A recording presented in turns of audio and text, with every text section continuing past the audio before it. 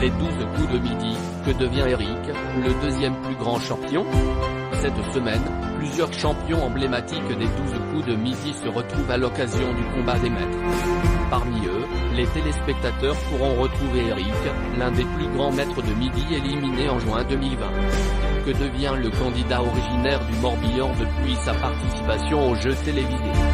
Depuis maintenant 13 ans, Jean-Luc Reichmann anime le déjeuner des Français avec les 12 coups de midi. Dans ce rendez-vous quotidien, 4 candidats s'affrontent pour espérer remporter des sommes considérables et des cadeaux en tout genre.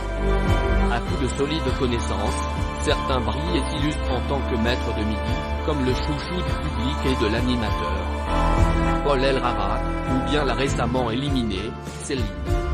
Cette semaine, cette dernière fait d'ailleurs son grand retour dans le jeu à l'occasion du combat des maîtres qui réunit plusieurs grands champions emblématiques.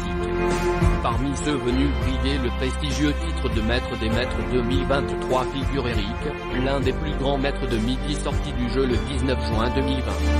Malgré ses gains importants, le dessinateur en bâtiment s'est fait particulièrement discret depuis son élimination, préférant retourner à son ancienne vie. Pourtant le retour à la normale n'est pas si évident pour le participant originaire du Morbihan qui confie ne plus pouvoir se balader dans la rue sans être reconnu. Je constate tout ce qui a changé autour de moi depuis ma participation au jeu. Surtout lorsque je me promène dans la rue. Je ne peux plus me balader comme une personne lambda. C'est ce qui a le plus bouleversé ma vie, indique-t-il à Télé Loisirs en août 2021. Retour à la normale. Présent lors des 12 coups de Noël en 2020, le Breton est pourtant l'un des grands absents du combat des maîtres l'été suivant. Pas forcément préparé à sa soudaine notoriété avec laquelle il se voit confronté à des comportements malveillants et lassé de ses 199 participations. L'ancien grand gagnant profite des siens loin du feu des projecteurs.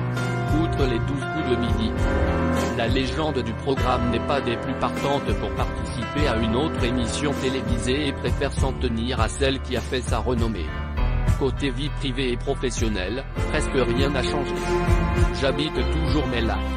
J'ai toujours le même travail, comme dessinateur-projeteur, dans un bureau d'études à Lorient, Morbihan.